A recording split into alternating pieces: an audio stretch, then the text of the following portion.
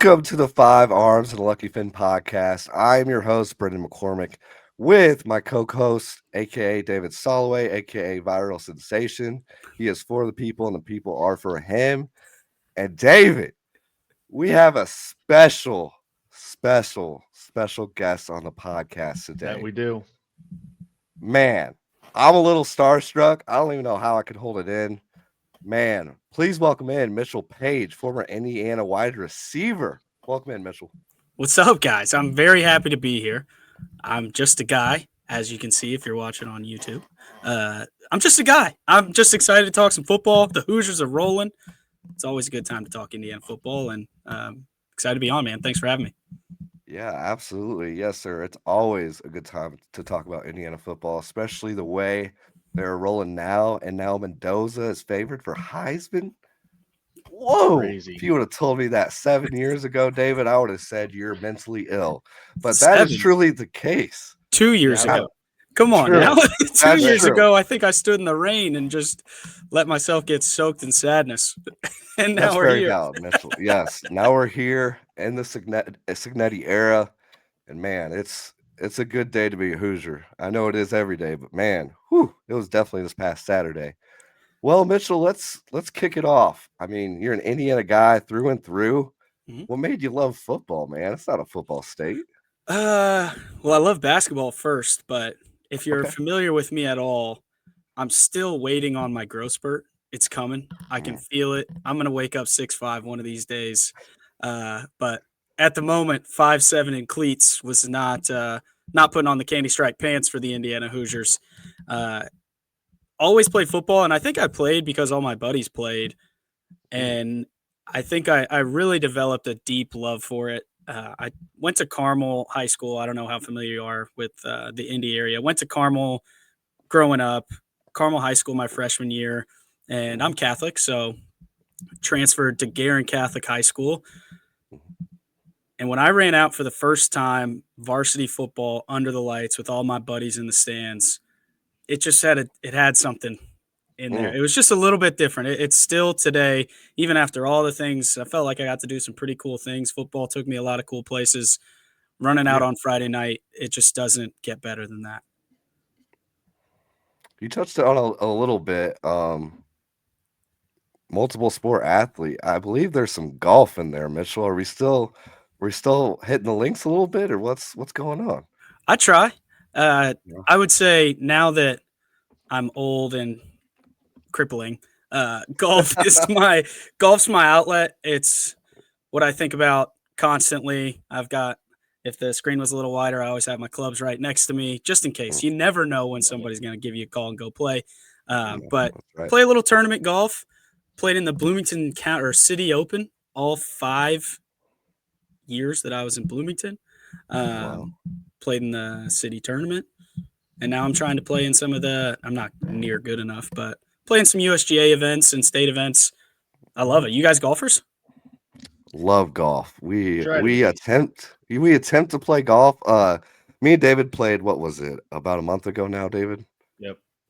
I might have owed David some money, Mitchell. And I mean not just some money, like the things get out of hand. Out hustle. Yeah. Things got out of hand. Yeah, I barely play now. I played a lot back in college days. Summer of 2016, I was shooting 70s every round. That was great. But I've 2 kids and 1 on the way now, so I don't really play anymore. And you still went out and took all that money. And I still went out and took all that money. How's that feel? I mean, you set yourself up for that. He couldn't wait to tell the world that he has your money in his wallet, and he doesn't even play. This is a little side hobby for him. Side hustle. Yeah. Right. Let me warm it up a little bit. How long did you spend on the range? 0. We were late for our team. Yeah. We were very late. How often are you playing, Brendan? How often are you playing? I have a 7-month-old son. Okay, so not much. I was going to say, if you're playing every day, we're going to have a talk. We may have to pause the recording and have a little heart-to-heart. Right. Yeah. Man. I like it. Well, are you both in West Texas then? He's in Fort Wayne. We just talked about that. Yeah. We just talked about that. Okay. Well, when are you coming back to the great state of Indiana? Let's I go play some know. golf. That's first and foremost. I mean, Mitchell, I'm always down. It would be an honor. Come on, well, let's go. We'll go to play. golf. Are you coming to any games this year? Man, don't get me He's started, not. Mitchell. You I have gotta season make me tickets, so I'm there for every game. Me too. my wouldn't miss soul is there, my body is not, Mitchell, if that makes sense. Why? The 7-month-old? The 7-month-old, and then my wife is love my wife. I will say this on air. She loves me next to her. I will say that. Perfect. They make Also, these quite so a trek from. it's a West trek. Texas. Yeah, I it's get it. 1,000 miles, but It's a trek. I'm not saying you gotta drive. yeah. You just get on the plane. They sell these like lap tickets. Uh-huh. $10. Huh. My 1-year-old goes to the games. Huh. $10 for a lap ticket. Is it a boy or girl? It's a boy. Get him started early. Yeah, He I needs like to that. feel it. There's magic in the right. stadium. Mm. You gotta He be there. needs You to feel it. gotta be there to feel it. Did you go any games last year? I did. I went to Only the one. game with Bad David. one. It was a Playoff bad game. one too. Yeah. Why? Oh, you went to Ohio State or Notre Dame? Playoff game. Notre Yeah, Dame. Notre Dame. I was there Yeah. too. That was a terrible day. I wore my helmet It was into that bad. stadium like a psychopath. I love that. Yeah, I feel like we need to get into it a little. I'm a complete psychopath when it comes to Indiana football. Yeah, I'm a Okay. menace to society. I'm very confident in what the Hoosiers are doing, and I make sure that if you're wearing the wrong colors, that you hear about it. So, I a love lot that. of Notre Dame faithful hearing about Yes. train was coming, and we were taking what they want or what they had. Didn't happen. Yeah. I think this No. year's team might have something to say about that. Although Notre Dame stinks, so they won't even be. We already took what they had. True. We're going to be playing for it We're not all. gonna have to deal with them this year. My wife's school took what they had this season. She went to A&M, so Okay. yeah. Big Weird Aggie fan. tradition there. Yeah. Yeah. It's a little odd, Mitchell. It's a little odd. Weird You know, tradition. they do like little like war hymn and like Yeah. Aggie. Like it's I- a little weird. Have you been to a Texas A&M game? Because You know what? I haven't even been there because my wife's never taken me there. And we've been together 5 years, Mitchell. I Haven't feel been like there. that's a place you got to go and see. Yeah. Like once. And then Yes. you're probably good. If you I aren't agree. a Texas A&M fan, you're probably like, all right, this is amazing. 3 hours. Now let's drive out of here as fast as possible. That's just that's me looking at it from the outside, not knowing anything about it. I do have a little bone to pick with Mike Elko, though. He should have taken Kevin Johns with him from Duke. That was my position coach at IU. Yeah. Yeah. He didn't take him. So that may be fueling some of the comments that I'm making currently. Man, I didn't realize that. Oh, yeah. I'll have to mention Yeah. Kevin Johns. And then Kevin should have got the job at Duke, and they hired Manny Diaz, and that's why they get steamrolled by everybody now. Illinois. Including Illinois. Illinois. Yeah. Full circle. Man. I feel like I'm derailing. I'm sorry. I gotta see. I told you when I get rolling, it's hard to get me to stop. Oh, you're good, man. There's We no can there's go no in X. any direction. Yeah, there's no XYZ on this podcast, Mitchell. We are about freedom and freedom of speech, and we can go any way you want to go, man. Talk about football, whatever you want to do. Well, yeah, how about this? You guys drive. I'll try to shut up for like 5 seconds, and then I'm sure I'll interrupt again. Sounds good. Talk about your high school career a little bit. I mean, 37 touchdowns, over 2,000 yards receiving. I mean, was there any playoff runs that you still have memories of from high school? Oh, yeah. So when I got to Guerin is it's not new anymore, but when I got there, there had only been one class that had started as a freshman and graduated as seniors. So it was a brand new school, very small. We played 1A football. Wow. When I transferred from Carmel as a freshman, I was just on freshman teams at Carmel. I wasn't playing varsity or anything. They blocked my transfer, so I wasn't even allowed to play football. Wow. But yeah, I remember I could play JV, but they didn't really have a JV team. I couldn't play varsity sports my first year. Gotcha. I went to the first practice for summer football or whatever, decided, you know what? I don't even really want to play. I just focused on basketball.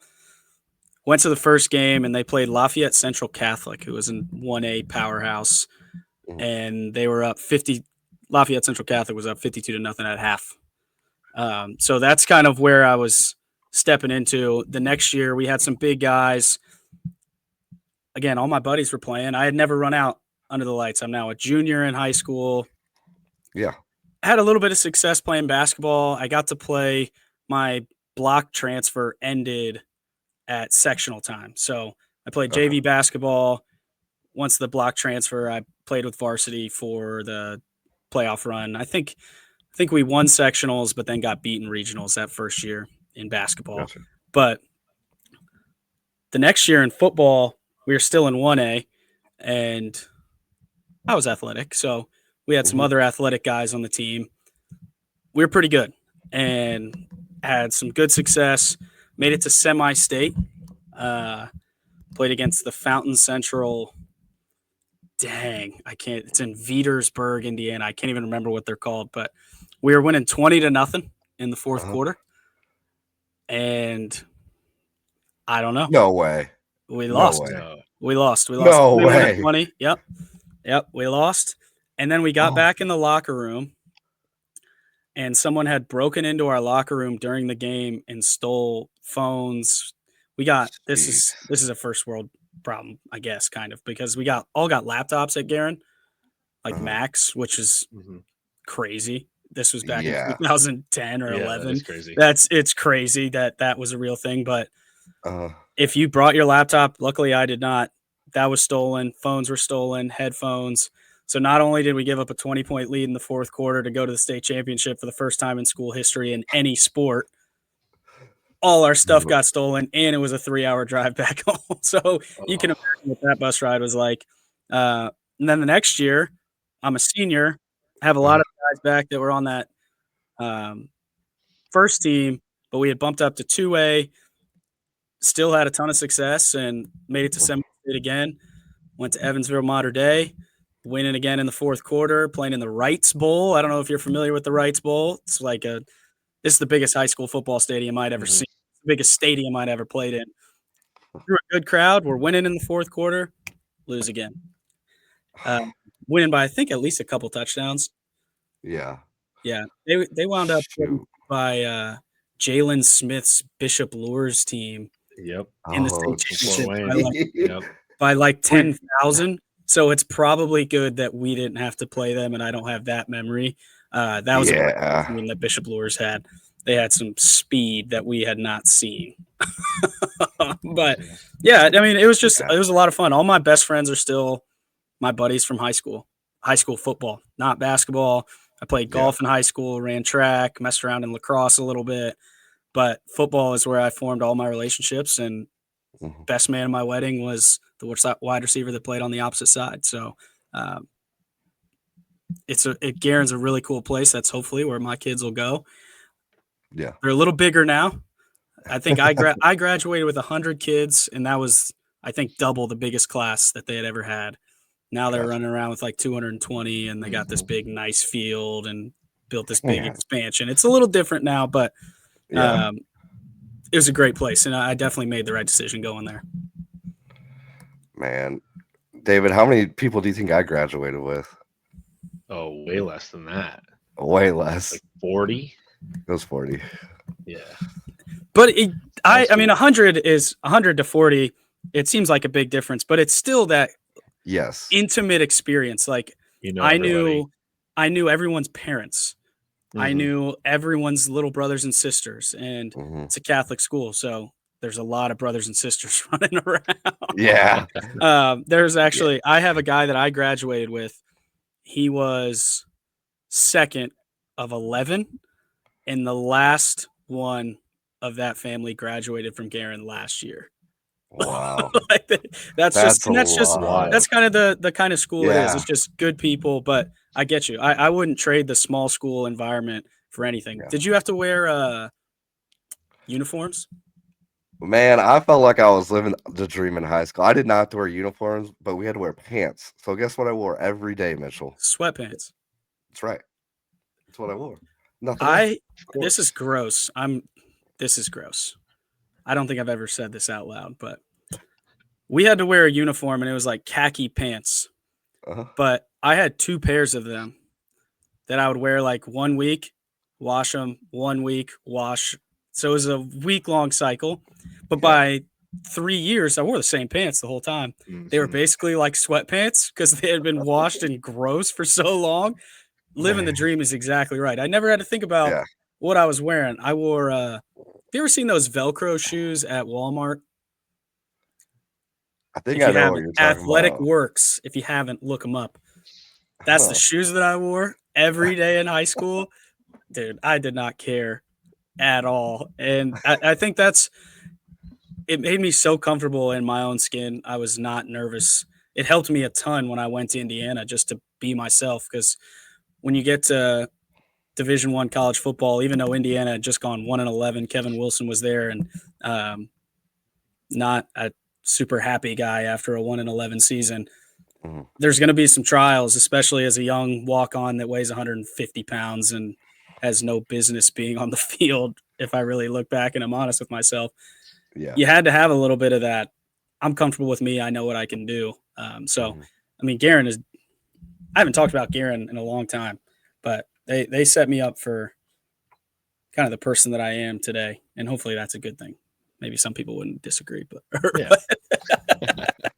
I don't think so. The way you just talked about it, man, it made me reflect on my high school experience too. Just like, you're right. Like, you do get to know every single person and building those relationships. And I still talk to my basketball team, even though I was the 12th guy on the bench, didn't play, but I did put up 12 points in 2 minutes before, Mitchell. That was my highlight moment. That's what I'm talking about. And I made the paper, so it was pretty cool for me. A guy that, Was it a good headline or a bad headline? Oh, it was great. We blew a team out, and then it said, Blake Mann was our best player, and it said Blake Mann had like 25 and 13.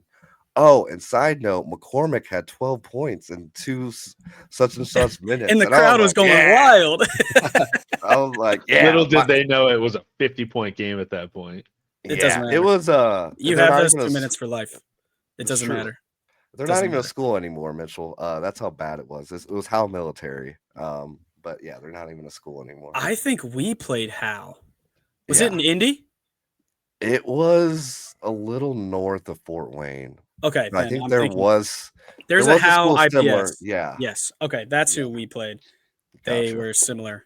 I think they came to our building, and I think we had maybe an 8th grader play in that game. So. Oh wow! Wow. Did you play AAU growing up? We did. Okay, what team? David played more, but I played with David in like summer leagues, I would say. Like, I didn't travel with you. I stopped playing basketball going into high school though, so I was never really on the AAU. It was mostly I wasn't either. Local tournaments at Spiece and Fort Wayne. Spiece, what a legendary place. Tragedy that it is now a pickleball. It's just I was a warehouse. I was a Spiece Indy Heat or Spiece Gym Rats Indy Heat through high school. That's the team that I played with. We were not the Eric Gordon and little different, I'm sure. Mike Conley type team. We weren't that team, but we were pretty good. We went to all those tournaments. Have a ton of memories there. Did you ever come down to Indy and play in the Fishers Fieldhouse? I didn't. I played there a couple times, yeah.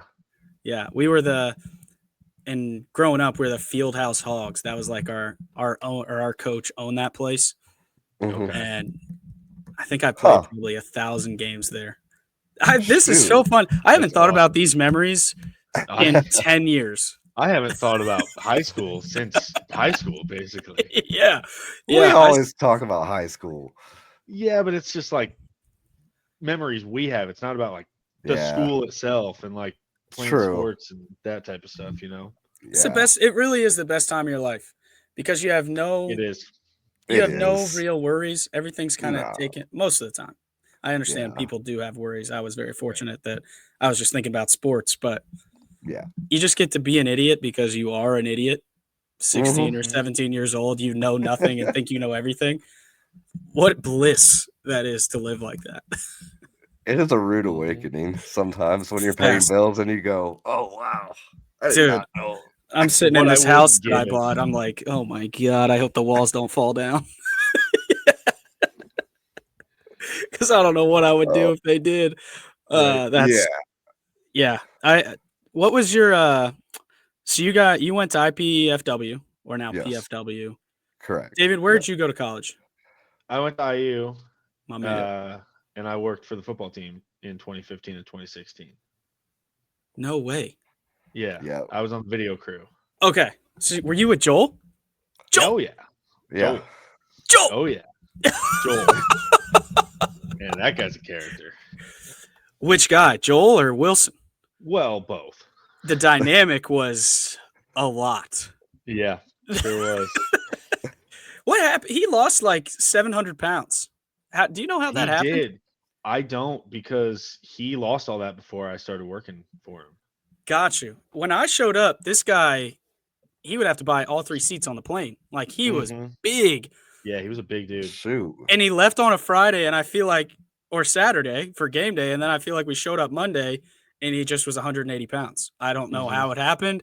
Excuse me. What? I've still been trying to figure out how he did this. It was a remarkable transformation. I don't know, and it didn't look like Some sort of lipo. miracle. It was a miracle, but what good times, man! You went through the, you were in the trenches. I picked the 2 best years to do it, at least. We had during some that decent era. We had some decent little squads. Yeah. When in 2016, we finally figured out how to stop somebody, and then we kept turning it over every 5 seconds. Yeah. I'd be curious from your perspective. Obviously, I was playing. I had a small bubble that I was focusing on. You're around the team. If you could, like, what was the one thing that kept us from winning 8-9 games in your mind? Give me 2015 and 2016, because I think there's only a couple things in my head, and I'd be curious what it looked like from above. I mean, 2015, it was absolutely the defense. I mean, like you third down said defense, multiple times. especially third down. Dude, and like the 18. amount of third and very longs that we gave up, it's Stunning. unheard of. Whether it was a penalty or just allowing them to pass over, like just every time you felt like you got them in a bad situation, third and long, they pick it up. I think, and maybe I'm misremembering, from like 3rd and 2 to 5, we were elite. We got off the field on 3rd and 2 to 5, but as soon as it got to 3rd and 12, I wouldn't even put my helmet on to go out for punt return. I'm like, not going in on this one. No, you're so right. You're so right. That's not true. I said that too aggressive. If anybody played defense in 2015 is listening to this, we were bad too. So I apologize for saying that as forward as I did, but it would have helped. There were some dudes on those teams, though. That's what I was about to say. Talent on those teams, like, all over there the place. was. It was there for the taking, and every year, there. just something just didn't click to make it happen. Every year. Those years, the year before, this is what I think sums it up the best, although I don't think the 2014 was Shane Wynn, Cody Latimer, Kofi Hughes, Nate Sudfeld. You had talent on defense. The play that sums up my entire career is against Minnesota in 2014. Dude, we don't need to talk about this. We're talking about it. Someone brought this up to me at the game on Saturday. What? In like the second quarter. That's what I said. Brought up. I'm standing in the stands. Dude, I may or may not have my shirt off in the second quarter. I'm fired up. And this guy comes up and he said, "Did you play in 2014?" And I'm like, kind of. I was on the bench swinging a towel. And he said, "Did they throw that ball backwards?" Like, man, what are we talking about? What are we talking about right now? But that play, we were up 26 against Rutgers, snapped the ball over the punter's head. They win. Throw a bunch of picks in a bunch of different games. We lose. I'd be curious what 2016, because that team, I think, had as much talent and was as complete a team as we had when I was there. Yep, defense had turned it around that year. Yeah. Yeah, I'm looking at the schedule right now. I'm trying to remember the difference between the years. It's been a little bit.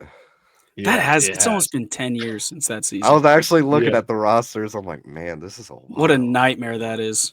Yeah. We were talking about we were at work talking about the Lil Wayne run in like 2008 to 2012 where he was Yes. at least featured on every top 20 song that came out. Mhm. We're like, God, that 2008, that was what a time to be alive. That was 17 years ago, and I think I started to cry. It's Dude, flying. that is It's crazy flying. to think about. Give me some of the close ones in 2016 because I can't remember either. 2016, there's a lot. I got of this close little thing. ones. This is like this is what they gave us. We were supposed to trust. Hold on. Oh At the yeah, end of- I remember that. Yeah, Mhm. trust. What? And it's got Huh. like the winds and stuff. You can't really see. Oh, that's that 'cause of cool. Uh-huh. Yeah. This thing should I have do about remember 3 that more being of a these. thing.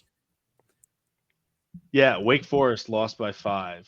Got blown out by Oh Ohio man. State. Nebraska lost by 5. Northwestern lost by 10. Oh my God. Michigan Northwestern. lost by 10. Northwestern. What an interesting place that was. I thought that was sneaky one of the hardest places to go play. Really? Huh. Yes. It felt like we weren't even playing the game, and it was halfway through the second quarter because it was so sleepy. Oh, Wow. yeah. There was, Yeah. and that team was good. That Northwestern team. Mhm. They had Anthony Walker. Do you remember that name? Mhm. Yeah. Yes. He played. He was like the Sam linebacker, so he was playing inside off me the whole game. Mhm. He had a club on his left hand because he Mhm. broke his hand or I something. think I remember that. And his job was to collision me on every play. So he just beat me with this club for the Oh my whole God. game. Yeah, it was very frustrating. But he made, in my entire time, is the most impressive play I've ever seen. I'd be curious if you remember this. I was on the left side. He opens up. Rich tries to throw a ball right over his head, and he jumps. It Mhm. felt like 10 feet in the air, and like one hand over the top intercepts it, and then returned it for like 30 yards. It was the most impressive play I've ever seen. He was, I think, the most underrated player that we played on any team. And man, did it hurt getting hit by that club. Oh, I could imagine. Another thing I haven't thought about in a long time. We're bringing up all kinds of stuff. I love this. I'm loving it. do remember that interception now that you're now It that was you bring it up. insane. I remember a- him. It was a thing because he only had one hand to use. And this club was not like just his hand. It was a boxing glove of hard tape to protect his hand. Yeah. And he just used it as a weapon. And then that was a bad deal. When he intercepted that, so this is a problem, coach. We couldn't run the ball. We couldn't throw the ball. These bad memories. Next thing, I feel like you guys are going to bring up the 2015 Michigan game. I mean, we can talk about it if you want. We can talk about it. Do you think I have nightmares of 4th and 2 in double overtime? Yes. I'm sure you have nightmares. Yeah. Yeah. Yeah. I was thinking about this when you said you were in the paper, Brendan. Yeah. After that game, there was front page of the Indy Star, Mhm. a picture of me with just my head in my hands immediately after the pass got broken up that they threw to me to lose the game. Yeah. I think it's the saddest picture of me or anyone in my family that I've ever seen. And every once in a while, all my mean friends will send it to me. Oh, Oh, no. All my high school buddies that I was talking so highly about, No. they'll send it to me. And I don't think that's very nice. No, it's No, not. that isn't. That's not nice at all. That's really rude, actually. That's really rude. That's gonna be should one of let my that questions, go. though. It's Well, like not- your least. Yeah. Least favorite memory? Yeah. That one. It still Yeah. haunts my dreams to this day. To this day. Sadly. That's a little rough. Ugh. I know. Especially on Indy Star. I know. Give me some other ones. So let's go positive. Let's get Yeah, off. I'm gonna tell a story real quick. See, I told you I'd talk. I can't stop No, interrupting. I love it. You can I love lead it, this yeah. as far as I'm concerned. So after I got done playing at IU, I was with the Mhm. Chargers for what felt like an hour. they realized, why do we have this little guy here? We need to Oh get him out of here. no, don't Which say that. I understand. Quick pause for a very funny story about the Chargers. Like 3 months after they cut me, they sent me a letter to basically null and void my contract that I signed with them. They have to do it. It's a legal reason. But Okay. they give like 3 check boxes. One of them is like medically unable to play. The second one is something like nicely saying you're not good enough. And the third one is does not meet the physical standards of the team. No. Oh no. No. They could have put the second one. It would have hurt. Yeah. Easily. No, does not meet the physical standards Oh, of the no. Los Angeles Chargers. They sent it to my dad's house, and it comes in this fancy Chargers letterhead. And he's like, you got to come see this. They sent you a letter. And I open it up, and that's what it was. Very funny. We laughed about that for a long time. But after I got done with the Chargers, I went over to Germany to play. I was on the Dresden Monarchs. Talk about a time. That was an absolute blast. We can talk about that for a long time if you want. But we were in the middle of the season, very different than the United States. They just have a month break. Just a holiday. Interesting. Do whatever you want. So the quarterback and me, who is now one of my best friends too, decided we were just going to backpack around Europe. So I'm all over the place. We went to a bunch of different countries. It was such a blast, but we went to Amsterdam. It's probably 11:30 at night in Amsterdam. We're just walking around, going into this little like hole in the wall kind of bar, just checking it out, right? Yeah. And there's a table of probably 12 guys sitting there. I hear them speaking English, and one guy's got an Indiana shirt on. Like, that's strange. That's awesome. Let me go up and talk to this guy. And I never would say like, oh, I'm Mitchell Page. I played. I just like talking to people and listen to them, their experience with Indiana football. I don't need you to know who I am. I like hearing from you. So I kind of go with my thing. Like, you went to Indiana. He said, yeah, I was there in the same years that I was there. So then now I'm asking, well, did you go to any football games? He's like, no, I didn't really go to any games. We weren't very good, which was a start of a mean thing. And then he said, but I did go to one game. And I knew immediately what game it was. He said, I remember we were playing a ranked team and our running back was just running over people. Then we got to double overtime. It was Michigan. We got to double overtime. And instead of giving it to the running back, we threw it to this little white guy. Oh, no. I said, dude, I got a story for you. That guy was me. And we drank with them for 2 hours. It was so funny. That's insane. I can't even get away from that place 3,000 miles from home. So you can imagine that it haunts me in my dreams. Oh yeah. Man. Wow. That's insane. Yeah, it was an all-time moment. But yeah. Let's do some positive stuff now. Let's go positive. Yeah, some positives. Well, after your senior year, you're an Indiana guy through and through. What makes you first go to Indiana University, A, and then B, I mean, you have one of the most unique, I would say, pathways to a college football team. Like, we don't hear much about walk-ons now because of transfer portal, NIL, and walk me through those 4 years as a walk-on. Like, you were a practice guy, working your way up. I mean, how did you keep the composure and just your mentality? Yeah, so when I was getting, and I use this word very loosely, recruited in high school, I didn't get a scholarship offer to University of Indianapolis, let alone Indiana University. Like, I got no scholarships, but I just wanted to play at the biggest level that I could possibly play. And I wasn't sure what that was going to be. I went to a couple Indiana like junior days. I grew up a huge Miami Hurricane fan. My dad's from Miami, so I've got 2 loves in my heart. And when they play in the national championship, it's going to be tough to cheer against the Hurricanes, but I'm going to have to do it. But I went down there and, hopefully we'll see. Maybe I do well and something happens. Yeah. Nothing happens there. I was at all these different junior days and just nothing was really happening. And somehow for fall camp. So how it usually works, the freshmen that are going to be on the team, it's like a preferred kind of walk on, but they don't use that terminology. The guys that are on the team and aren't going to have to go to tryouts go down in the summer.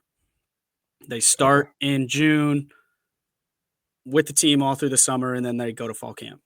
I didn't go down in the summer like that. Things are really getting down to kind of nitty gritty time. I don't know where I'm going to go. I don't even know if I'm going to be able to play anywhere. And Mark Deal, the man, the myth, the legend, calls me somewhat out of the blue right before fall camp. It was probably 2 or 3 days before fall camp.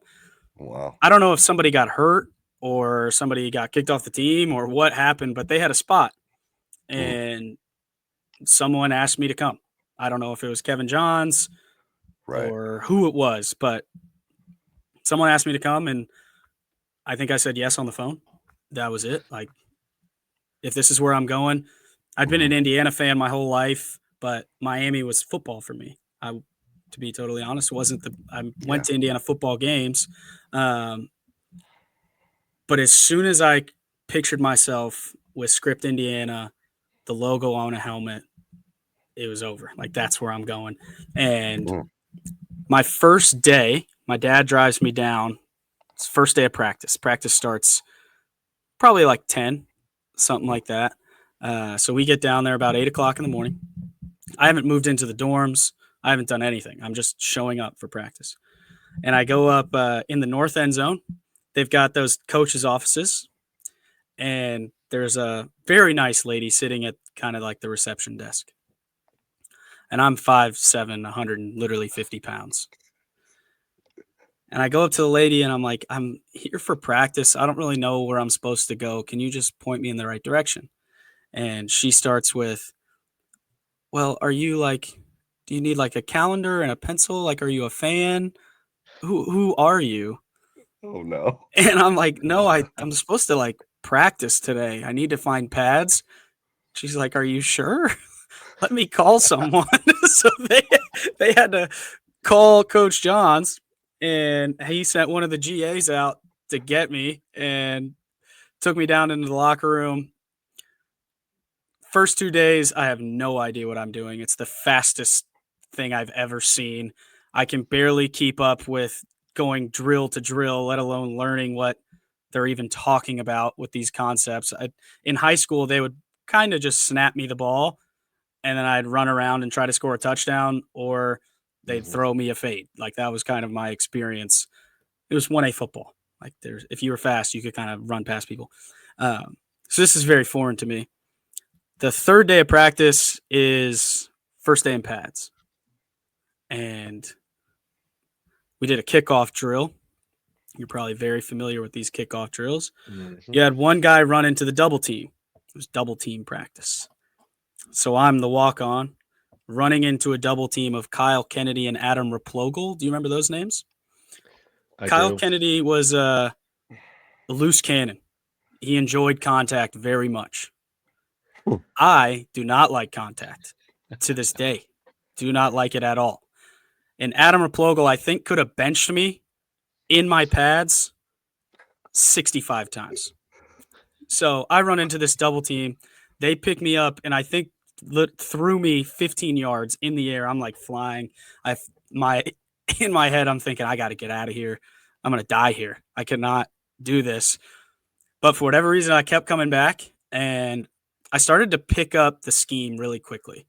And I started understanding. I was a guy that spent a ton of time watching tape, working on. I was always catching balls in the jugs machine. My first year, there was a guy, John Fabris, who was a special teams punt return coach. I basically wouldn't let him leave until he watched me catch punts. Like, I can do this. If you need somebody, I can go back there and catch it, and I can return punts. So that was kind of my first introduction. He's the one that basically gave me a shot, not to actually play, but I traveled to every game because I was the backup punt returner because he trusted me. We spent hours and hours and hours him shooting that jugs machine, balls going all over the place, trying to make me drop it. I remember he told me, if you ever drop one, you'll never travel again. And somehow I didn't. For the whole first year, Wow. I probably caught 2,000 punts in that first season. Wow. And obviously, I mean, it helped me later. Mhm. I was as Yeah. confident returning punts as lining up at wide receiver. I was confident in the NFL returning punts because all that time with Fabris. So it really just was, I don't know, and this is a long-winded answer, as I typically do, but when you ask like what motivated you, it was almost like there's nothing else. I'm not going anywhere else. Mm-hmm. I see the talent that's around here. Maybe I'm not quite there, but Wilson treated walk-ons really, really well. He had his downfalls for sure. I love the guy, but there's a lot of people that don't. He treated us as true equals, and I saw that. I saw that in Greg Heben, Jake Supanzik, Anthony Casaro, guys before me that got real meaningful minutes that were walk-ons. I knew that if I just kept coming, eventually I'd take a swing and the rock would break and I would get to play. And unfortunately, that moment was when Ja'Shawn Harris tore his ACL. But yeah, it was just, I spent so much time watching tape with the quarterbacks in the coach's office, watching tape for no reason. Looking back, Wilson or Coach Johns had to be like, "What is this guy doing? Get him out of here! He hasn't played in ever. Why is he in here?" But it was just almost stupid, relentless, and not allowing myself to quit. And my family was a huge part of that because there were definitely times I wanted to, but yeah. What would you say is the average of like how many hours you watch film? Like, what would be the average? I'm just curious. Yeah. During the season, if you include meetings, because there's a lot of meeting time, Right. we're probably spending 3 hours a day in meetings. I'm watching right after practice for about an hour. We'd have our evening meetings, and I'm watching after that for about probably an hour, hour and a half. And then we had iPads that you could watch film. And I probably should have listened more in class, but I spent just a lot of time because that was my whole game. I couldn't, I wasn't going to beat people vertically. I wasn't going to, if you came and played one-on-one against me, I was probably in trouble. But against a zone defense, being able to understand what an entire coverage scheme is going to be doing based on the boundary safety, and I got to look through the defense. But if I can pick that up pre-snap, that's really my only way to make a difference out here. So when you have that as kind of your skill, it just requires a ton of time learning their scheme and understanding what they're trying to do and how they're trying to play you. So I spent a lot of time.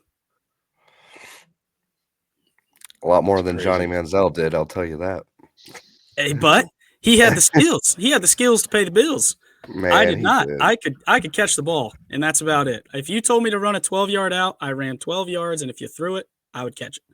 That was the best skill that I have. I did say to David all throughout our college years when we would go to games, because I would get free tickets from him, I said, Mitchell Paige has the best hands I've ever seen on a wide receiver. Thank you. I spent a lot of time. I swear. A lot of time doing that. And that reminds me. So there's a coach, Will Peoples was his name. Was he there when you were there, David? He was a strength coach. I don't think so. Okay, so on one of my junior days,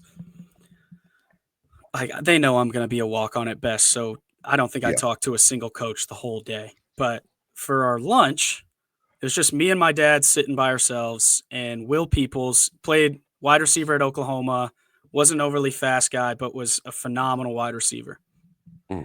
And we had workouts, so he saw me running around, saw me catching the ball, and he came over and sat with me and my dad, and he said, I'm not going to sit here long, but we need people that will catch the ball. If you can do that, you will play. It's all these guys have so much speed, so much talent, can run like the wind, can't catch a cold. If you can catch the ball, you will play. And I took that to heart, man. That's exactly what I did. I caught the ball, and that's why I got to do some of the things that I did. There was one player. I don't know if he was on this roster, but I love the guy, Simi Cobbs. Dude, Love. One of my favorites. That's another big moment that sticks out with me with you and Simi Yes, Cobbs is the bowl game the bowl game. against Duke. Wide receiver pass, Mitchell Page, Simi Cobbs, wide open, drops it. That was tough.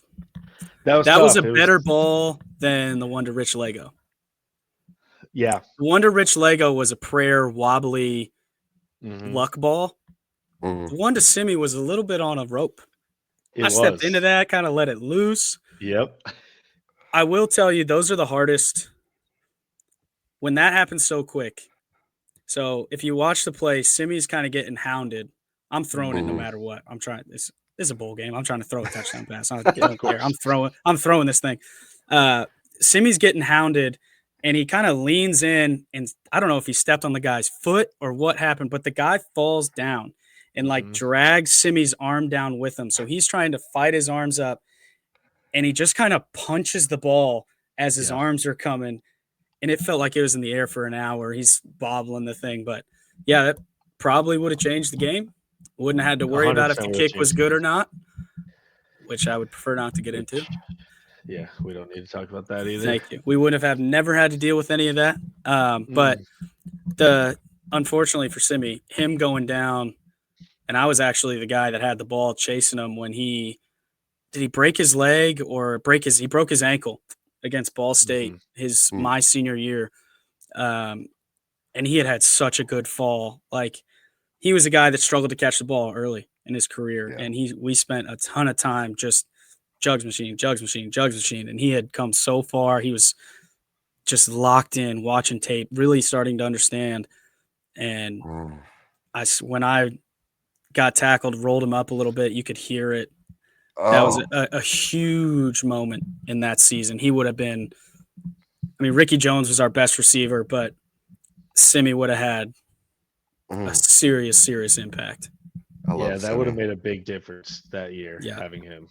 Yeah, it was Nick Westbrook's time to shine. He got a lot of reps and turned himself into a 10-year NFL vet, and I'm sure that first year helped him do that. But Simi was a different physicality kind of dude, and the way he was blocking, he was mean. That sucked. He just looked pissed off all the time. Every time I watch him, I was like, this dude wants to like throw hands. One of the happiest guys off the field, loved to laugh, tell jokes, and he got on the field. He was trying to murder you. We do this thing called board drill at practice. You just put this rubber board down and stand 3 feet apart and basically concussion drill, just smash into each other. And he would just manhandle DBs, pick them up, mad, talking in their face. He was poised. And I don't know that legs are weird when you get injuries. It's hard to trust that you can do what you used to be able to do. Ricky Jones had that same problem. He broke his ankle his freshman year. One of the most electrifying athletes I've ever seen. We were the same class, so I got to see him in all his glory as a true freshman.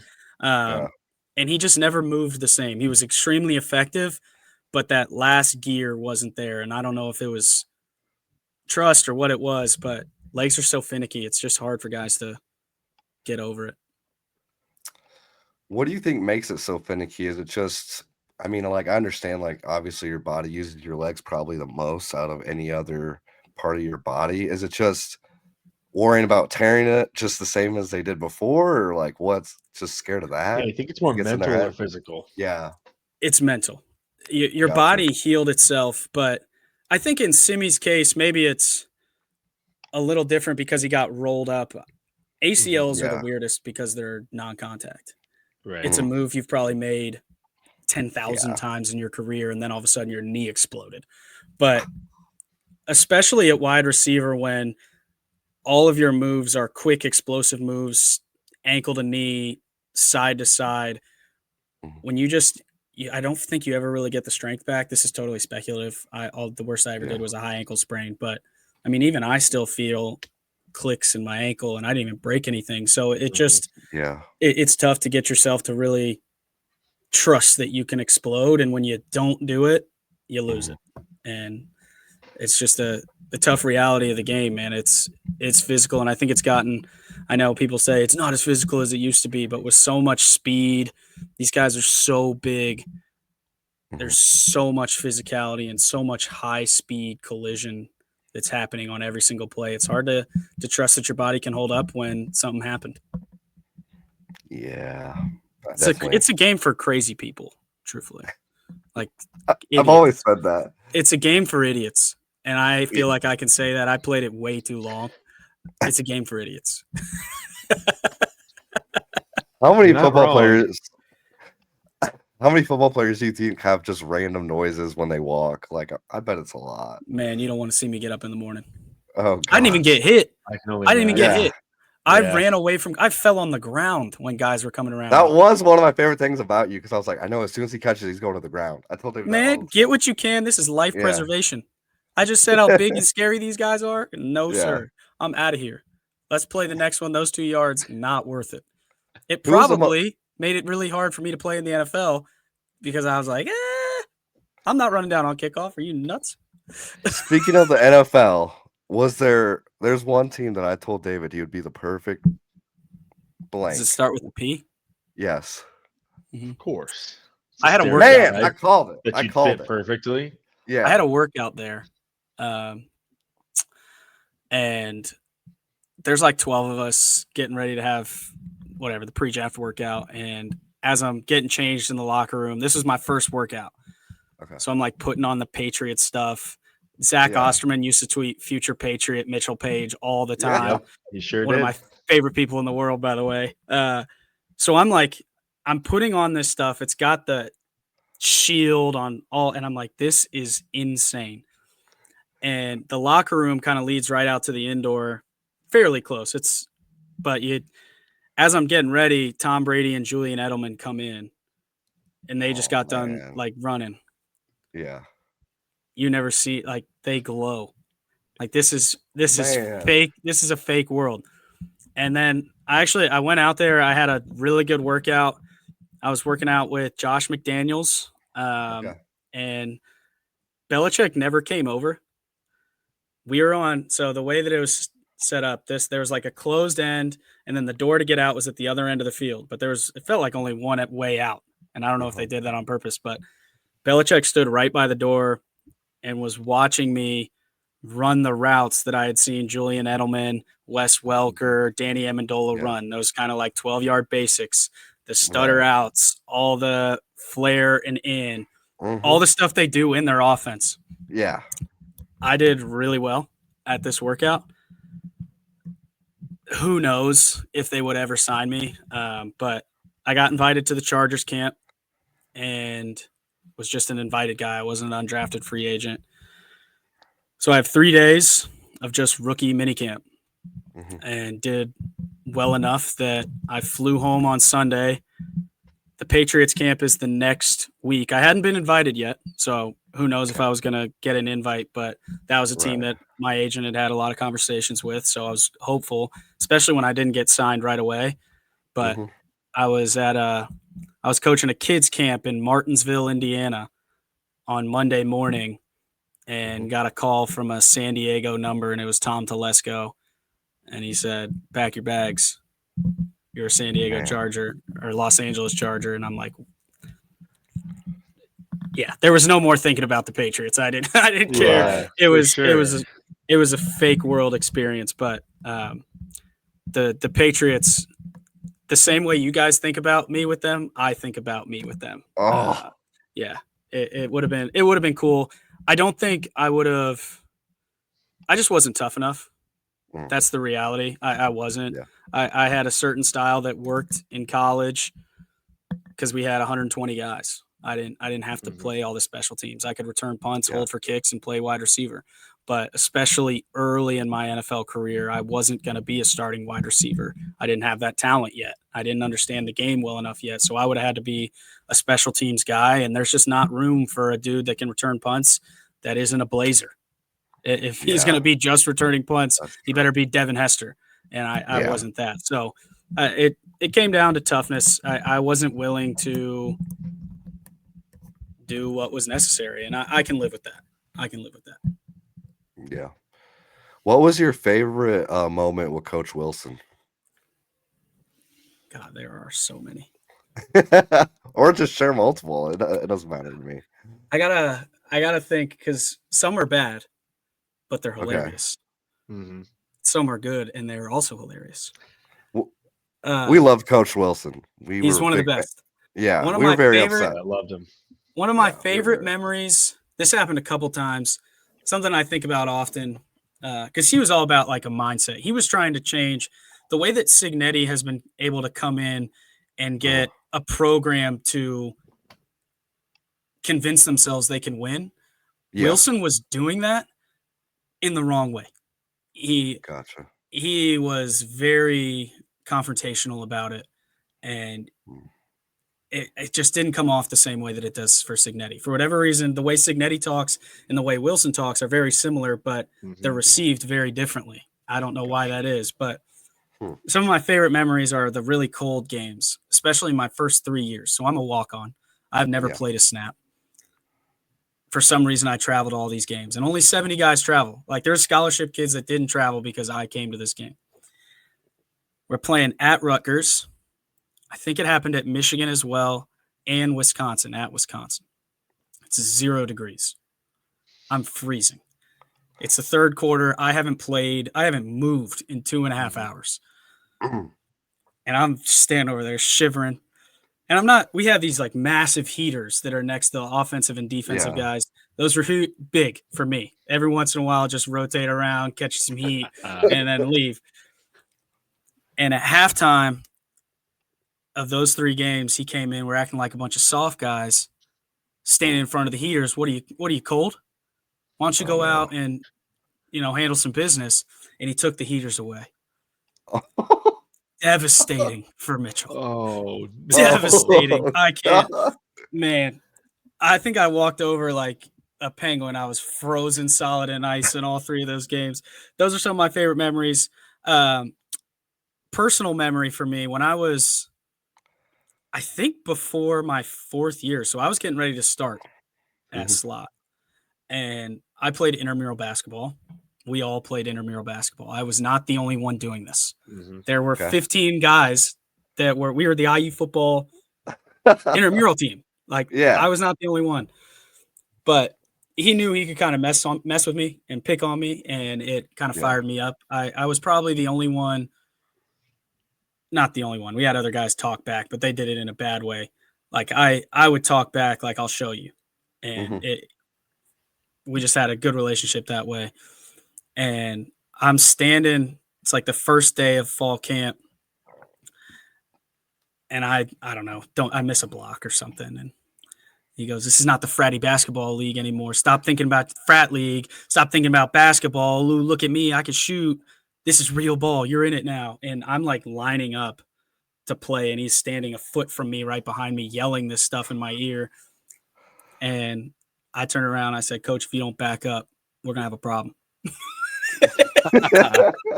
And he didn't back up as he shouldn't have, and we didn't have a problem. I was going to do Right. nothing ever. Right. I was never going to do anything. But I mean, he just had a certain way to motivate that worked wonders for me. It was always a challenge. When you were doing good, he would tell you, but he made sure to let you know there was other stuff you weren't doing that good. And that vibed with me. It was a bummer when he got let go, especially in the way that he was. Yeah. I was there for I 5 agree with that. years, and I got one more game to go out. And Yeah. now I got a coach that I mean, he's the DC, but I don't know this dude. We Yeah. don't interact with this guy. I spent the whole year talking trash to him because he's all over the place jumping around.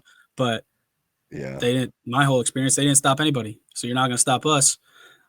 And then Yeah. it just was such a weird dynamic that last game. But I was proud of the way that that Utah team was good. They They were Mhm. tough, You man. gave They them were a really game. tough.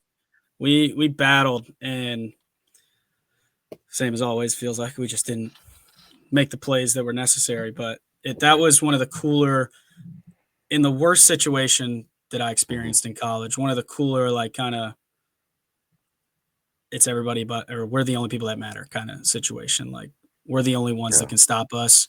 And it felt like it was the start of like, all right, let's turn this corner. We're really going to, because you can imagine there was some inter squad dissension on the Yeah. team. Right. Just with the way that we had played. That was the first time it felt like, all right, we're finally going to be kind of like this. And you saw some of that in the immediate years following, but Yeah. we don't want to talk about the rest of that. But now, look at us. Look at us now. It's true. Exactly. Now look at us now. Look at It us now. is. I would say we have the better Nick Saban, in my opinion, dare I say. But This is a real question. This is what I walked out asking myself Dare I say. Saturday night. Uh-huh. Is there a football team in the United States that's better than us Right now? right now? No. I don't think so either. Who else has proven that they are better than us? In the way that we did. Better. In the way that we made a top 10 team so bad that people think they suck and need to like. Correct. I agree with that. Delete the football program. But there is one program that has beaten some pretty good top 25 teams. Who? And Miami. They're good. They're good. They're a big time. What top 25 problem. Teams have they played? They beat South Florida by a zillion after they beat Florida. Top 25 currently? No, not anymore. They're 18. But they'll be back. Is Notre Dame? No, I guess Notre Dame's still in. Notre Dame is still in. They probably shouldn't be. But I agree with you, Mitchell. I agree with you. Yes, Miami also looks very good. Miami's a big problem. As I said, I'm a fan of them. I've watched every snap of them. They are a big problem on the defensive line. Mm-hmm. Big problem. Been saying that, David, all the time. Been saying I agree. Yeah, they're a big problem. But at least in terms of, like, this is – I started the year – everybody was talking about Illinois, and I do a lot. Yeah, I do a lot of, like, the IU football podcast, live shows, different things. So I had a lot of time to think about what I was going to say, what I actually thought. And everybody wanted to talk about Illinois. But to me, that wasn't – did I think Illinois might be able to beat us? Sure. I heard a lot about their hype. I didn't watch near enough of them to know that they couldn't block a soul, a dead person. But the game that I circled the most was this week. And I'm curious if you agree. Yes. And I'll tell you. Me and David have talked about it. Yeah. This week, this is a different kind of proving ground, not for national media. And if we haven't proven we don't care what they say by now, I can't help you. Doesn't matter what they're talking about. And finally, we're starting to get some love, which is so funny to come at this time when I'm just now feeling like this is a time for Indiana just to prove to Indiana that it can go to a place like Iowa that's not blowing the doors off. It's not a top 5 team. It's not 2 national championship teams in their own building. This is a game against a team that has an identity. They're physical as crap, which is where you really got kind of dominated last year in your 2 losses in their building in a game you should win, are supposed to win. They haven't had that, however many I just said, trio or group of things, group combination be true yet since Signetti was there. Going on the road to a team that's usually pretty good in a game you should win or are expected to win. I don't think they were expected to beat Ohio State. They're kind of playing with house money, not expected to beat Notre Dame, playing with house money. How do you handle now national media attention, people telling you you're really good, you're supposed to win? Do you get a little tense? Do I think they're going to do that? Absolutely not. But this is as much of a prove-it game as Signetti's had. I think they're going to pass the test with flying colors. But this is the one I circled at the beginning of the year as the toughest challenge for the program itself. Yes, I agree. Yeah, I totally agree. This is the first real road game where you're going into an environment that is going to challenge you, but you are still the better team, or you should be the better team. Last year, all the road games were the UCLA game. We proved that we were for real for the first time. That was great. It turns out, though, that UCLA was not trash. They're not even Big Ten caliber at this trash. point. So, yes, trash. And then our other road games were like Northwestern and Michigan State. I think both teams, they also were not great, not real, home field advantage environment type places. This I agree Michigan with State you. was close. It was We close, but struggled. I don't It think they started have. off bad for us, but I just mean in terms of the environment, like going into a hostile environment. They're Sure. close, but I don't think they have the pride as a fan Iowa base that has. Iowa does. Yeah. Iowa's a I'm with you very, there. and that I don't even mean that as a diss to Michigan State. Yeah. I just think Iowa like exceeds what usual pride in your squad is. This is Right. it. Like you live in Iowa, you're a Hawkeye or a Cyclone. That's it. There's You're nothing else. You're Yeah. nothing else. And they're really proud of the way that Iowa has played for 30 plus years. And Yes. they have, sure, their struggles on offense, but this is a different type of test. That place is going to be insane. I tried my best to go to the game. It's a lot with a 1-year-old. So, Brendan, I hear you. Thank you. Yeah. Thank you. Yeah. Yeah. It's a lot. Yeah. I was giving you crap, but I'm now doing the exact same thing. And it's only a 5-hour drive instead of 1,000 miles. So, Yeah. I cannot wait for Saturday Me either. because if you take care of this test, you got the next big test right on the doorstep. Just So 2 you weeks. don't have to wait 18 games to get that first really impressive test. It's in 2 weeks. Yeah, if we pass the test this weekend too, it's that Oregon game is going to be gigantic. It's going to be two Huge. top 10 teams, and that's Huge. going to be our first test since losing at Ohio State and at Notre Dame. Yeah. With In kind of a team similar that's better spot. than us, in a very similar spot. Yes, Yeah. Right. team that's better than us, home field advantage. It's going to be a big game. They're going to have to figure out the silent count issue that they had last year that they It's a different beast, couldn't man. figure out. Yeah. At Ohio State. Like, hopefully everything they've learned enough from those 2 games last year that they can carry that into Oregon this year. And we can show up a little bit better than we did in those 2 last year. Yeah, I'm happy we get Iowa first. I know that. Yeah, I agree. You're gonna get the trial run. I would guess we're probably better at least 14 of the 22 positions, maybe more.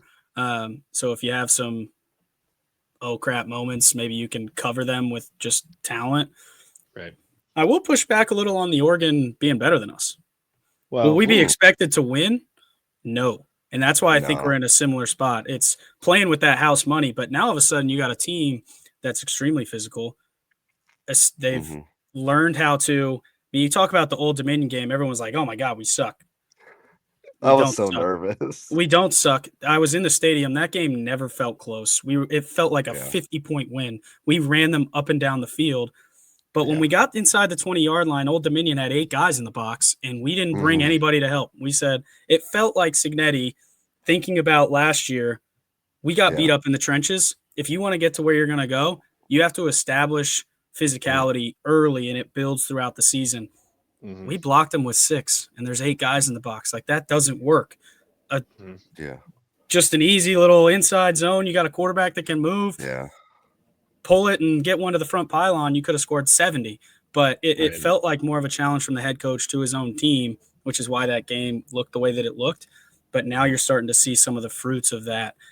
You're able to expect from the first snap that we're going to punch you in the mouth repeatedly. And that's what the really, really good teams do. That's what Ohio State used to do to us. We could make those games competitive because we could throw it all over the yard. But at the end of the day, we didn't win because they would beat us up. Their offensive line would beat up our defensive line and establish a new line of scrimmage. And Ezekiel Elliott would get 0, 0, 0, 0, 80, 0, 2, 4, 6, 70, 8, 12. And then all of a sudden, that's the way that it worked. He had like 4 yards in the first half, but then they lean on you and lean on you. It wears you down. And Indiana's got enough depth. They've got enough speed. Do they have 5 stars all over the field like Oregon does? No. Do 5 stars matter? Sometimes, depending on the 5-star. But if you're going to throw a bunch of guys at them that just keep hitting them and hitting them and hitting them, 5 stars are humans too. If you hit them enough, they're going to break. And true. If you take care of business against Iowa, look out. That's all I'm saying. If they handle business the right way and do what I think they can do, win by 4 or 5 touchdowns again, look out. Oregon better get ready. I'd be okay with that outcome. I'm just saying.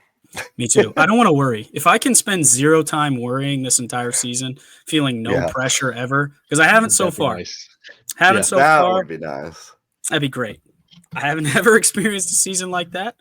There's been some fans of other teams that do experience that. That'd be Mhm. very nice. No, the feeling with this team is unlike anything Yeah. I've felt with any sports team ever. It just because of the turnaround from what Indiana football has been and was the last 3 years of the Allen era to this, it's just so freeing to not have to worry. Even if they get down early, like they did against Michigan State, or the 2 picks early from Rourke last year against Maryland. You Mhm. don't have to worry because you just know they're going to take care of business. It's so How long did freeing it to take be able to you feel that. to feel like that? Because if you Oh, think you weren't puckered up after the first 2 picks against Maryland saying, oh, look out, here we go again. no, it took Anybody until that's the Nebraska game. Yeah. Maryland, I Yeah, was that's the still Nebraska definitely game. puckered up. It was a little rough early on. We never trailed in that game though. No. Even though it ended up being a 14-point game, we never trailed. We came back from those 2 picks. Offense looked great from there on out.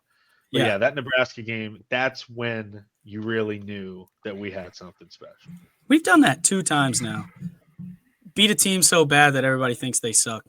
Yeah, Nebraska Yep. was Derailed 4-1 seasons. and ranked. Yeah, and then ended up. Derailed seasons. Yep. Illinois may lose by I hope we 100. don't. I hope we don't derail Illinois. We need them to be good. We need them to beat USC, and they have no Yes. prayer. None. I don't think so either. You get dog walked like that, that sticks with you. Mhm. Yeah, You start yeah, to I would question, think so. like, does your mom even love you anymore?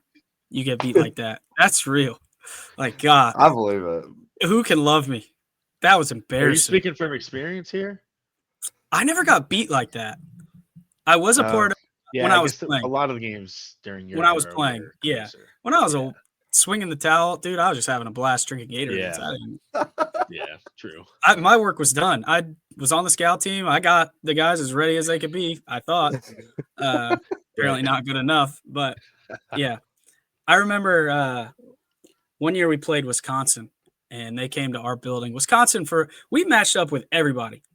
Ohio State, when they won the national championship, we matched up with them. We had a Hail Mary into the end zone to win the game, but Wisconsin would just come in and whoop us every year. Every year. So one year they're coming in, this is like the 7th or 8th game of the year, and somehow we control our own destiny to get to the Big Ten championship. It's still play in the Rose Bowl. I think that's what it was. It wasn't get to the Big Ten championship. It was still those early Final Four or 4-team college football playoff. Mm. So we control our destiny to go to the Rose Bowl if we're just the 3rd best team, and somehow it's still alive. So we're all geeked up. We're all we talk about all week is the Rose Bowl. I think we lost like 60-2. We got absolutely smoked. Jared Abbrederis had like 2 touchdowns. Melvin Gordon and Monty Ball, I can still see them doing their stupid little dance because they did it a lot. Yeah. But I didn't have any games like that. I don't think I've ever really had that happen to me where you just get smoked and there's nothing you can really do. Yeah, most of the games in 2015 and 2016 were 2-score games. They weren't ever blowouts. Yeah. Maybe Ohio State my last year, we threw a lot of picks in that game and it never felt like we were going to win, but I don't think the score was crazy. No. I remember Malik Hooker on the last pick that we threw. It was late in the game. We needed like 2 scores to even make it a game, and Rich threw one over the middle, and I'm thinking I'm wide open. Mm-hmm. And Malik Hooker jumped like over me. Didn't even touch me. Just jumped over top of me and intercepted the ball. Wow. I'd never seen it. Yeah. They had some guys, those teams. Yeah. I think that's the most nervous I've ever been. If you're thinking about like, were you ever nervous? I was only ever nervous when I was warming up and saw the Buckeye helmets for the first time. I wasn't nervous against Michigan, wasn't nervous against Iowa, none of these other teams. And then when the game came, I wasn't nervous anymore. But when we were warming up and they came out and just cutoffs and helmets, and you see those Buckeyes, you're like, ooh, this is the team I watched beat Miami in the national championship 12 years ago. Yeah. What am I doing out here? I think that's the first question my dad asked me after we just lost on a Hail Mary, and my dad's like, "Can you believe you just played Ohio State? What are you doing out there?" It is pretty crazy. Yeah. It was a good time, man. This has been so fun. I feel like I don't know how long your episodes usually are, but we've been going. We've been going for an hour and 15 minutes. This is phenomenal. It's so cool to have all this excitement about something that you love so much. Yes. It doesn't happen for a lot of people this way. Mm-hmm. It may have never happened in history, what we're experiencing right now, where you've just been so down, and you get so much excitement. Like when people find out that I played at Indiana, the reaction used to be like, cool, whatever. Yeah. And now they can't wait to talk about it. And I can't wait to talk about it either. I couldn't wait to talk about it back then, but they didn't want to hear what I had to say. Yep. Right. Anywhere I'm at, if I'm wearing IU stuff, people are coming up. How about the game this weekend? How about all this? It's so fun to be in Indianapolis, have all these people that are just so invested, and it feels like Indiana is this state's football team. I know that Notre Dame's got their whatever. But it feels like the state has really embraced Indiana and Signetti, and it just is it's crazy. It's crazy. It's insane, man. Yeah. It's insane. It's amazing. Like, I was upset about the game. I think it was Old Dominion or something like that. And David goes, "We should be happy. We just won a dang football game. We're the losingest program in FBS history. And here we are complaining about how much we won by." It's a different world. Obviously, the expectations are different now, but just every time you win at Indiana, it just feels special. And to do it like this now, it's a notch above that. Yeah, we won a game, my first game ever. You want to talk about beating Old Dominion, who's going to win a lot of games this year? That's a good team. It is. You destroy them. Yardage, every statistical measure except the score, you completely dismantle them. And you're feeling like, God, that was kind of ugly. My first game ever starting, we played Southern Illinois. Oh. And they scored and went for 2 to beat us.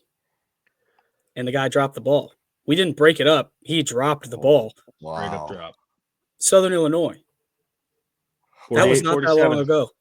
That was not that long ago. It wasn't. And that's like, you can't take what we're doing now for granted because we're not that far removed from. We barely beat Akron. What was that? 2 years ago. I was gonna say that's the video that keeps resurfacing. 7-yard field goal or something. Like, I wish you guys could have watched that. Much different. I wish you could have. That was peak psychosis. I've lived kind of all over the place since I graduated, but I was living in Charlotte, North Carolina at the time. And my uncle and his family were going to Lake Norman in Charlotte. And I live close to there. So I was just at the house. They're from Indiana. They're not Indiana fans, but they had us over for dinner. They knew the game was that night. And it's Akron. How bad could this be? Right. I was expecting to be able to eat some dinner, watch the game, have some conversations. I was locked in the first quarter, getting madder and madder and madder. LEO. LEO what? There's nothing to LEO. There wasn't a lot of LEO going on. That was disgraceful.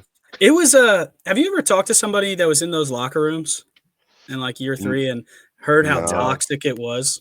No, we haven't. But I mean, seeing how it came off so quickly, I don't doubt it. If you can get somebody from that era, and if I can help you, I will. I don't talk to a ton of those guys because it's embarrassing. It felt like we were on a trajectory and it totally got destroyed. But,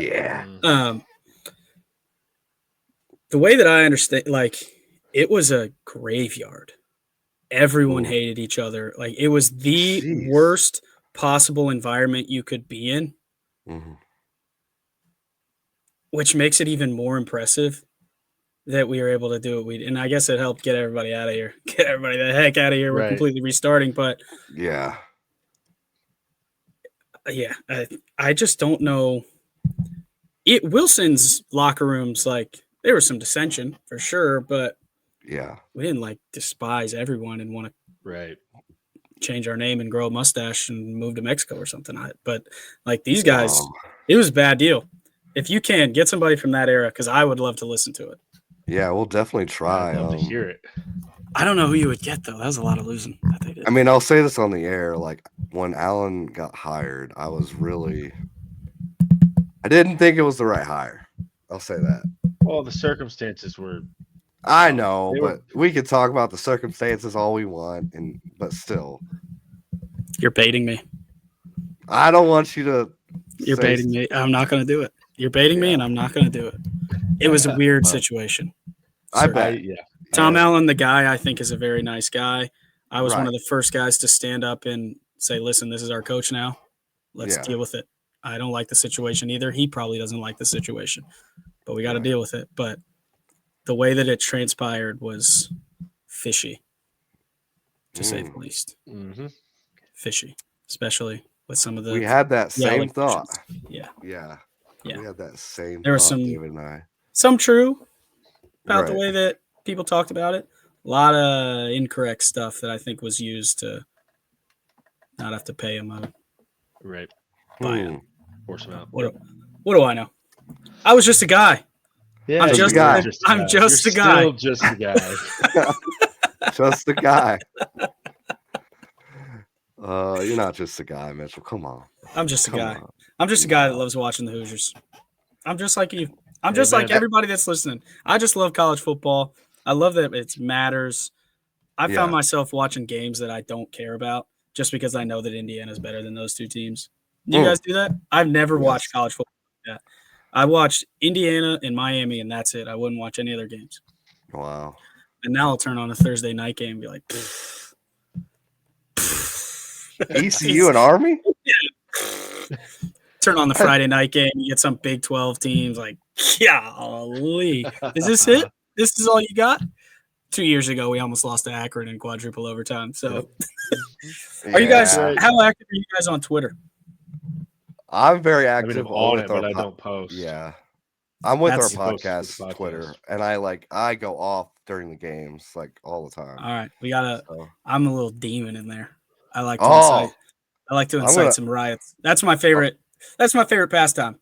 I love interacting with fans of our team, fans of other teams. Sometimes I'm a little sarcastic. I don't typically call you like stupid. I never do that. I never do that. I'm not calling you names, but I'm not afraid to point out that I don't agree with what you're saying. I'll get your notifications now every time you post. So, Oh boy, I you'll probably just get a did lot it. on Saturday. I just did it. So if you don't With believe no- me, where is You're the that? best. Yeah, You're the best. How about that picture? The whole family in there. I know. I was That's gonna good stuff. say that. You've had that picture forever, though. That's one of my favorite pictures of me and my family. That was after the Okay. Foster Farms Bowl. It's my Yeah. last game. Thought it was the last time that I'd maybe ever put on pads. So I wanted to make sure that, Yeah, because I got you. I bet you can probably believe the NFL was not. I started training because why not? It's as close as I'll ever be. But there was not a lot of expectation for me. Mitchell, I had dreams that you would catch a ball from Tom Brady and I would buy a jersey and get it signed one day. I'll be honest. What a day that would have been. What a day. Yeah. It'll live for your living your dreams forever because now I'm fat and my knees hurt all the time. The time has passed. Yeah, that's You can't be weighing too much now. Oh yeah, all I do is play golf. It's bad. I love it. It's bad. love it. I do want to. Next time you're in Indiana, and David, Yeah. we can go play anytime you want. That's all I think about. All right. But we gotta. What are we working with here? Like, I know you don't play very much, but we gotta have a little game. Right. I can play Right. you guys or whatever you want. Doesn't matter. Okay. I But mean, we- what's your handicap? The golden question here, Mitchell. I'm okay. I can play a little. What's okay here? Like 5, 3. Let's see. I'm gonna pull it up. Like, And this okay. is bad It's radio. gonna be low. This is I bad know. radio. And ours is very high, David. So Yeah, mine's off the charts. Okay, can you see You see that? Man, this is not good, David. Holy cow. So that's what we're dealing with. That's not good, David. That is not good. That's what we're That dealing is with. That's not good. So I'll play you guys. We can come up with whatever you want to play. All right. We'll But have I to think figure that would be a something blast. And we can, Yes, if we want to make some content out of it, we will. I think that would be so fun. that would be a lot. I'll of play. fun. I'll have to play in my helmet or something. out. That would be That would be incredible. electric. I don't know why that It'd just be- popped in my head, but Yes, that's that's good. hilarious. That's good. Indiana fans would go crazy for that type of content. They would Can go you- wild, man. Can you imagine the guy that's like sitting in the pro shop looking at us tee off? What is going on out there? He's Yeah. got a helmet Yeah, on. I think we got to kick those guys out of here. They can't be doing that. Oh, that would be Oh, incredible. man. Oh shoot. I mean, you got to give us at least like 25 strokes. On a scramble, I'll probably give you like 15. It's scramble golf. That's true. We'll take that. We'll take that 15. We'll take that and we'll lose. We don't Yeah. play. I was going to say, if you take 15, bring your wallets. Yeah, for real. Okay. Okay. I like that. Brendan, you're just I trying to like make bets where you lose money playing golf this season. Yeah. Hold on. Time Yeah, out. I wasn't talking to you, David. Brendan and I, I are see- having a yeah. conversation. You can I pay see up. talking over here. investments. Yeah, You can we're pay up, talking. Brendan. We're talking over here. You're not. Less- We'll take care of the game, the money. Don't worry Okay. about it. Perfect. You just show yeah, up. I'll just show You up. show up. I'll Yeah. just hit some balls. Yeah, All I've right. got some experience now where I know what kind of bets he makes. I'll deal with him. Right. There you go. I do have a question. Speaking of golf, who is your favorite person out of Indiana basketball or any Indiana athlete to play golf with? Just curious. Ooh, there's not many that I've ever played Oh. with. Okay. I played with Nate Sudfeld in Oh. college a little bit. So, He would get pretty mad that I was better than him, and that's just the reality. He would agree Yeah. with that. He was one of my Okay. best friends in college, Okay. but you can imagine he's fairly competitive. He's pretty athletic. yeah. His life experience is typically when he does something, he's pretty good at it. And he wasn't a terrible golfer. He was one of the best guys on the team. Okay. But I had played. I was actually so. You talk about how did you stick it out at IU? When I was not playing after my third year, I was like, I'm done with this. Get me out of here. Mhm. And Ty Smith was a walk-on DB at IU, and his dad was the baseball coach. And his dad took the job. Indiana had just gone to the College World Series. Kyle Schwarber was on the team. They had guys on the team. Oh. So he got hired at Arizona State to be the baseball coach. Ty was one of my good buddies. I said, yo, I'm done with football. Does your dad have any connections to the golf team at Arizona State? So I probably can still find the emails, but after my third year, I was emailing with Tim Mickelson, Phil Mickelson's brother, who was the coach. And you know who was number one on that team? John Rahm. John Rahm. I had zero chance of actually playing there, but he said, Tracy, you can come practice with us or whatever. Yeah. I'm like, that sounds good to me. So I had some ability. That's crazy. Not like crazy ability, but at least a little ability. So Nate he wasn't ready for what was coming. Especially me, little. You can imagine I played with a pretty big chip on my shoulder. My mouth was running fairly consistently. And he was getting pissed off by it, probably. Yeah, and it's tough, like, because I'm not gonna make fun of him for being bad. I'd be more like, God, you're so tall. You got these long arms. He can only hit the ball like 230 yards. And I'm like, man, you could generate so much more speed. Why don't you do it?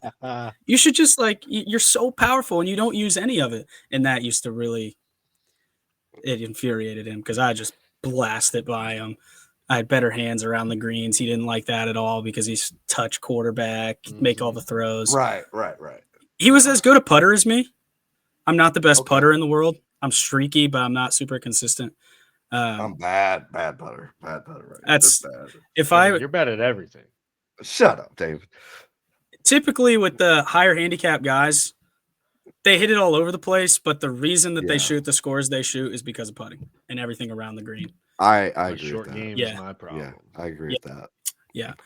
And so with Nate. He was probably like a 6 or 7. There was one time we were playing at Cascades. Did you ever play Cascades? Oh yeah, sure did. Oh Did yeah. we? You probably didn't, but We played was the a university time or course. two. Before we did. foul. Before foul. Yep. Yeah. That course was sad. Yes, it was. Yeah. Yeah. it was Have sad. you played foul? I have haven't not played yet. it. Oh, I've heard work it's, of art. I've heard It's a work yeah. of art. But we were playing at Cascades, and the first tee that's off there by the road, like if you're the clubhouse, you drive out, and it's right by the entrance. It's a long par 5, goes to the right. And there's trees that kind of line the right side, but there's another hole on the other side of the trees. And if you hit it over the trees and hit it in the right spot, you can get home pretty easily with like a 9-iron. So he hits his drive, hits a good one, hits his third to like this far, like a foot. So he's going to make birdie. And I hit this 9-iron as my second shot to like an inch. And tapped it in for 3. And he told that story. He had like the Big Ten Media Day. He was the one that gave the speech, and so he had a lot of press and media stuff. And he told that story a couple times at Big Ten Media Day. Man. And all I could think is, God, I'm so far in this guy's head. I'm so far into him. That's great. And then all he did is have an awesome NFL career and be one of the coolest people in the world. And you know, happy for him. Still can't beat me at golf. Man, I'm gonna tag him in that. That's funny. He's great. He's awesome. I was actually just texting with him the other day. But he's one of the guys from college that I think I missed the most. Haven't seen him in a long time, and just like one of the best people on the team in all of my time there. Does he flash that Super Bowl ring a lot? Does he flash? So the last time I saw him in person, I think, was right after they won the Super Bowl. I flew out to Philly for the parade. Oh, or it may have not even been the parade. It was just like the celebration. Right. And I was hanging out with him. Who's the wide receiver from North Carolina? His last name's like Mac or something. Mac Hollins? Yes, Mac Hollins. He was a rookie on the team. Yeah. Okay. And this guy never wears shoes, which was crazy. But I'm hanging out with him, Mac Hollins, a couple other guys from the Eagles. I'm so out of place. I've been working for a while at this, like, what am I doing here? And it was unbelievable going to all these plays. We probably went to 15 different spots, and everybody's like, Nate, Sudfeld. Sudfeld didn't play at all. Suddy, you're the man. You're the man. I'm like, dude, you deserve this. You deserve this. I was so happy for him. Hopefully, I know he tore his ACL and then signed with the 49ers for like 2 hours, but I'm hoping he gets at least one more shot. Because what a guy. We love Sud till he did live kind of the life. Yeah. Everybody talks about the best job in the world is that backup NFL quarterback for 10 years, and he just did it. Yeah. He just did it. That's true. Yeah. Whatever. Whatever. I need to stop. This is an energy drink. I was kind of dragging a little bit. Oh, Mitchell, I drink them all the time. But it's 9:55 here. I'm not going to go to sleep till Saturday. Yeah. Well, you got to stay up for the game on Saturday. I know. I get too pumped up on Fridays now because I'm like, the game's tomorrow. So. Oh yeah, I won't sleep. I don't sleep a lick. I still mentally prepare like I'm playing. It's so sad. I love it. It's so sad. No, awesome. I love it. Yeah. It's so sad. When you're driving into Bloomington from the north side and you get over that hill and you're driving down, they got the sign, Welcome to Indiana University on the right. Best feeling. I get the same blood rush that I had getting ready for a game. And when I see the stadium, it's the same feeling. I used to listen to the song The Champ by Nelly. Have you heard this? Yes. Okay. So that's the song I would listen to when I saw the stadium for the first time at any game. We're on the bus. As soon as I saw the stadium, that's what I would put on. And it just kind of, it humbles you a little bit, right? Like remember how you got here and be thankful for what you got. And I still do that. It's so sad. And now the song just makes me cry. That's awesome. I have goosebumps right now. Yeah, I know. That feeling. it's the That best. feeling getting there for a game day. Yeah, There's I'm gonna be nothing 30. like it. Am I already 32? I might already be 32 years old. I don't even know. But this is like 9 years ago, and I'm still feeling the exact same adrenaline. Love it. I love it. Too. Dedication. Yeah. It'll be like this for the rest of my life. I'm here for it. Me too. Right. Yeah. Me too. Yeah.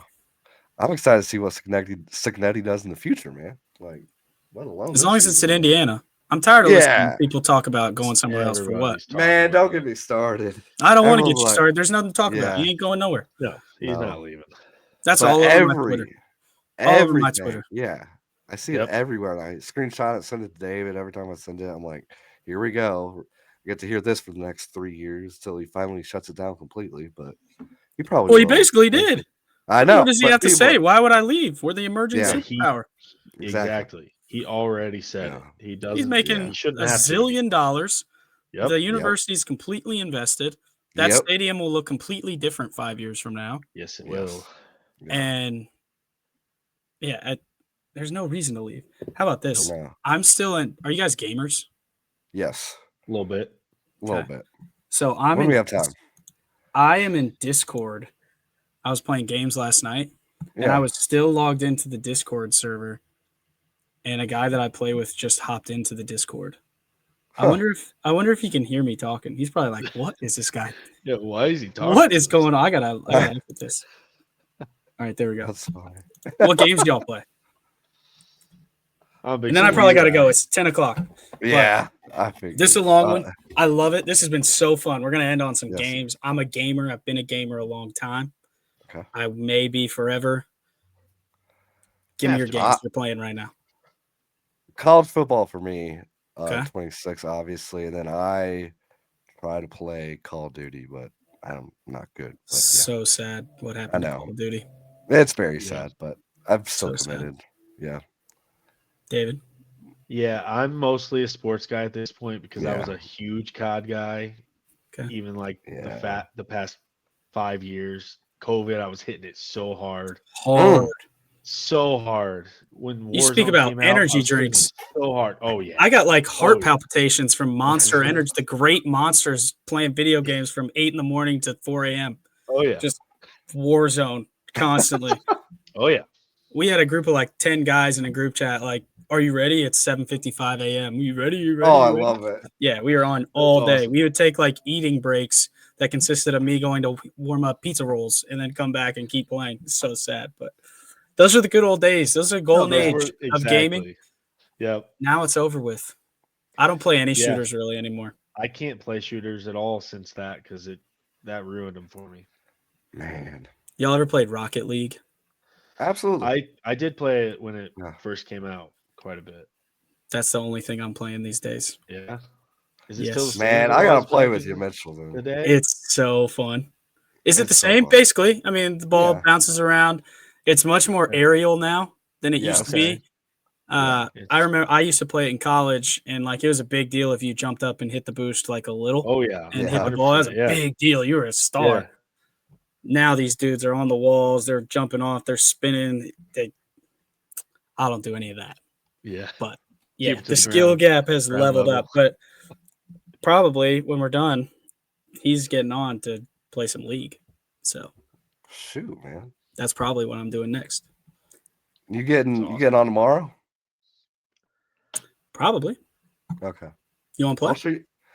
Do you have PSN or do you have Xbox? I play on PC. Okay. So I'm on Steam, but we can crossplay. Yeah. No, I'll message you my. Yeah. Do you have my cell phone number?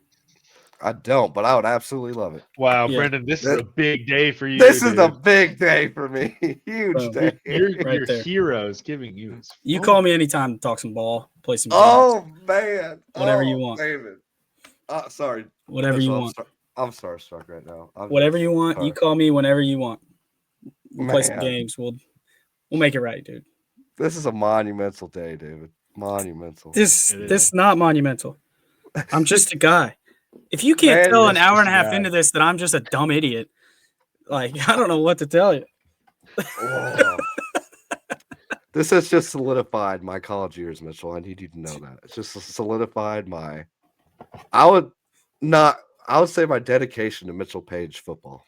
So, Well, thank you. If we can Yeah. compartmentalize what you thought of me then and just keep that for my ego, Yeah. I would appreciate it. There you Because go. what you're going to learn is like, ugh, this is what he was Nah. dealing with? This is it? nah, I'm thinking This of is the all that there is? Where's the I'm rest? Yeah. 5'7", just He's still in- yelling at in the man, slot. yelling at the screen, taking his shirt off at the games. Like, that's what I am now. No, That's what I've always been. you are the what you slot on receiver. Saturday, what you saw on Saturday, I'm just a dumb idiot. I've been it my whole life. Just a guy that was too stupid to quit, and that's why I got where I was.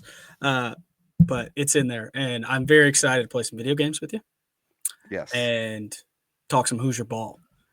Oh man. And I do request, Yeah. I request that if I'm going to rephrase, Okay. good or bad, because I like pity parties, but we don't have any more of those. Right. No. Good or bad, when you got a thought about the Hoosiers during the game, you text me.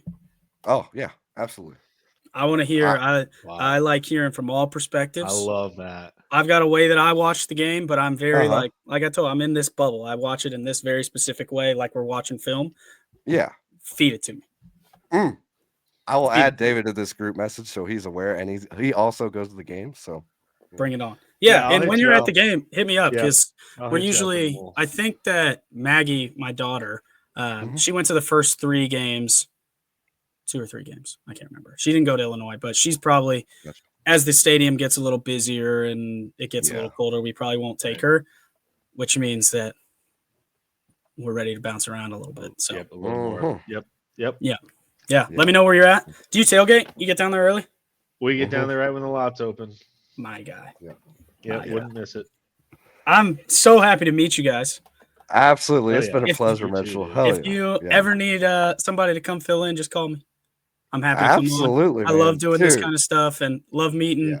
new people, guys that are doing stuff like this. You got a lot of other stuff going on, I'm sure, and Yeah. it takes a lot of courage just to start something like this. So I commend It you guys does. for that. It's not easy, and No. anytime you need me, I'm happy to come on or tell a joke or do whatever.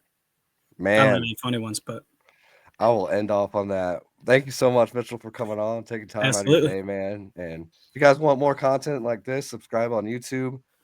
Give us a listen on Spotify and Apple Podcasts. We'll see you on the next one, guys. Peace.